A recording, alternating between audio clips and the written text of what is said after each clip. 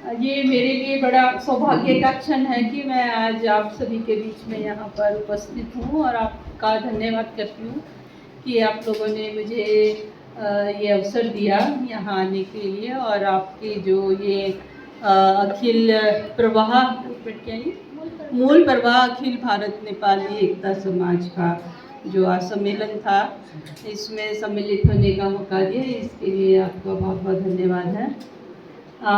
मुझे बड़ा अच्छा भी लग रहा है क्योंकि ये ऐसा एक पहला फंक्शन है जहाँ मैं बतौर एसडीएम शामिल हो रही हूँ नेपाली समाज के लिए। वैसे तो मैं भी नेपाली समाज से ही बिलोंग करती हूँ, लेकिन मौका नहीं मिला। और अभी मुझसे पूछ रहे थे कि नेपाली आती है, तो मैं बोलती हूँ, हमारे घर में भी बोलते हैं, लेकिन वो थोड़ा अनकंफर्टेबल इसलिए हो रही थी, कभी ऐसे उसमें गई ही नहीं, तो बोलना थोड़ा अठारो है कुछ। हाँ,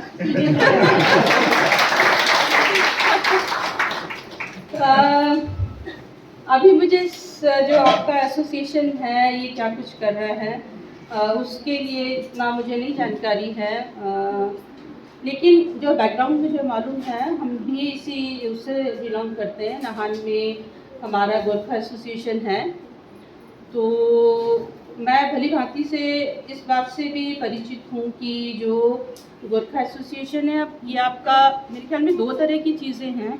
एक है अखिल भारत नेपाली आपका समाज, और एक गोरखा समाज। जो यहाँ गोरखा समाज को हम इस तरह से भी ले लेते हैं कि जो इंडिया के ही हैं, कुछ दर कुछ बहुत पुराने उससे इंडिया में ही बसे हुए हैं। मेरे पूर्वज बहुत पहले से ही 200 सालों से ही हिमाचल में या इंडिया में हैं। लेकिन ये शायद मुझे ऐसा लगता है कि जो नेपाल के माइग्रेंट है यहाँ आकर के बसे, ये उनका समाज है ना? ऐसे ही हो। तो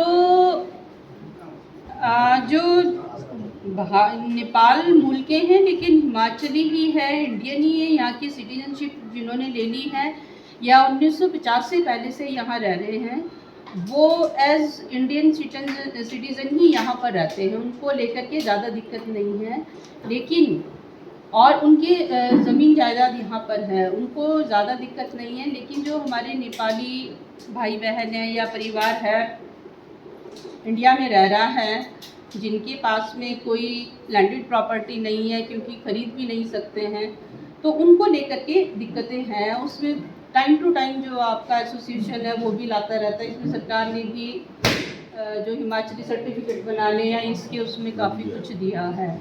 लेकिन ये जो मंच है ये नेपाल से जो प्रवासी हैं उनके लिए है, तो मैं उनके बारे में ही बात करना चाहूँगी।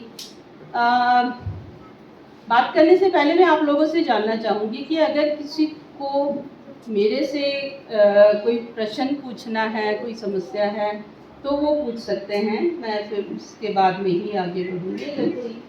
प्रश्न नहीं है मैडम, यदि जब भी हम आते हैं तो आप उसके लिए आप हमें सुझाव देते हैं, इसके लिए हम इतना कोई परेशानी अभी तक हमारे क्या है। कभी जो करंट माहौल में जो घटनाएं घटते हैं उसके लिए अभी हमारे कोई प्रश्न नहीं है। जो भी ऐसा प्रश्न होता है हम आपका चाहते हैं, आप।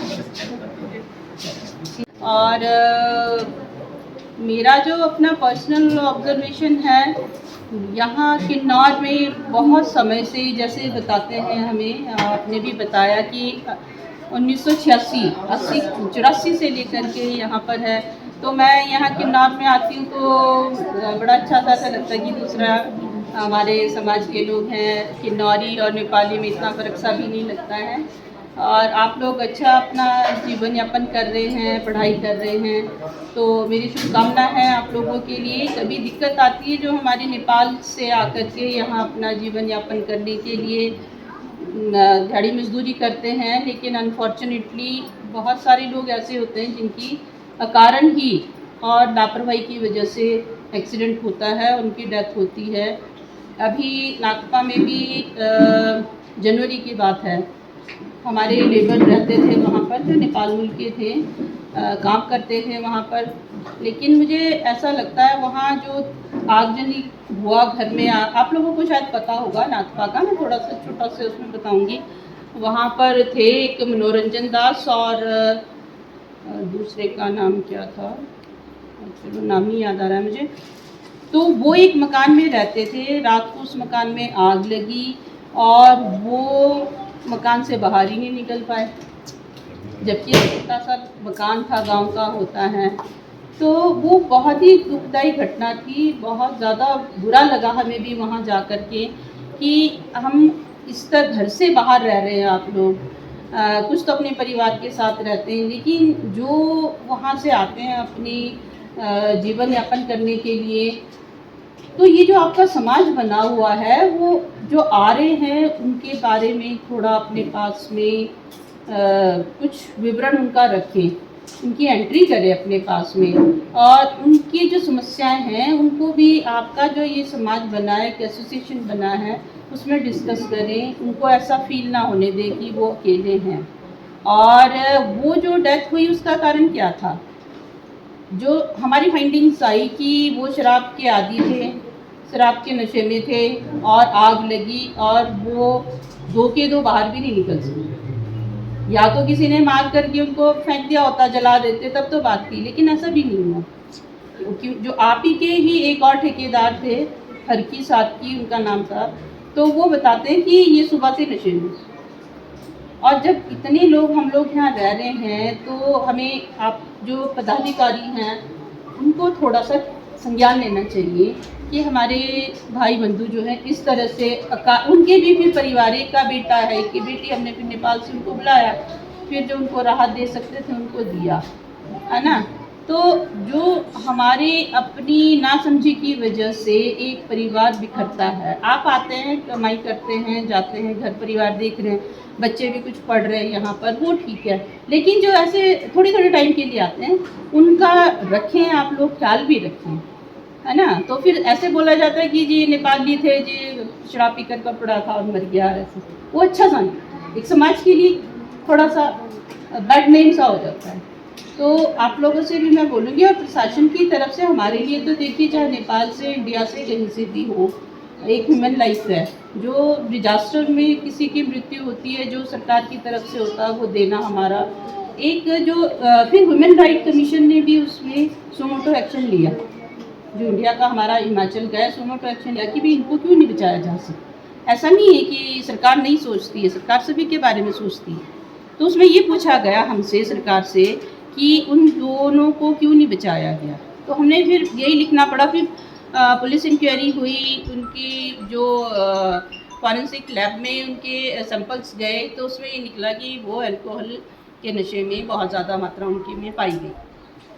तो सरकार अपना काम कर रही है, जो ज़रूरत, मैंने भी बड़ी कोशिश करी है, जो हमारे नेपाल के आए होते हैं जिनका पैसा उनको दिया। एक तो उसमें कारण होता है हेल्प ना देने की कि बैंक का अकाउंट ना होने की वजह से, और बैंक का इंडिया में अकाउंट खोलने के लिए आधार कार्ड वगैरह चाहिए होते हैं, जो कि नहीं होते हैं। तो हमने उसका ना, आपको भी मैं बताना चाहूँगी, उसमें एक सोल्यूशन निकाला हमने कि जो नेपाल में भी SBI है, नेपाल में भी SBI, आपके जो इस तरह के केस हैं उनको वहाँ अकाउंट खुलवा दीजिए आप, तो फिर तो एक ही बात हो गया ना, SBI टू SBI हो जाएगा। अदरवाइज इसमें ना एक तो बड़ा अमाउंट होता है, 4 लाख का पेमेंट देनी होती है, फिर बैंक की, ट्रेजरी की, सबकी अपनी जिम्मेवारियाँ होती है, हमारी तो होती ही है।